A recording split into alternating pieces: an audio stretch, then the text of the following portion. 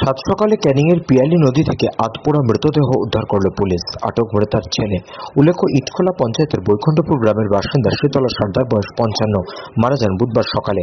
স্থানীয় কালীগঙ্গা শ্মশানে দাহ করার জন্য গ্রামের লোকজনকে সাথে নিয়ে ছেলে অরুণ সর্দার গিয়েছিলেন। পরে শ্মশানে আধপোড়া অবস্থায় দেহ পিয়ালি নদীতে ফেলে পালিয়ে যায় শ্মশান যাত্রীরা।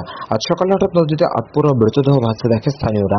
তারা ক্যানিং থানার পুলিশকে খবর দেয়। পুলিশ আধপোড়া দেহ উদ্ধার করে। এই ঘটনার জেরে এলাকায় চাঞ্চল্য ছড়িয়েছে।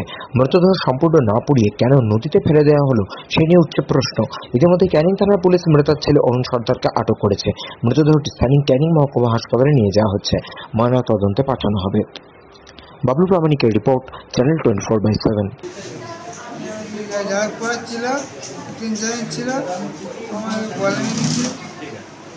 লাস্টে বলে জল দেবে, তারা ফেলে দিয়ে চলে গেছে। আমার বললো হয়ে গেছে বানানো, তারপর হয়ে গেছে। সেটার মধ্যে শ্মশানে একটা ছিল কাগজ যে না নিয়ে গেলে বানানো যাবে না।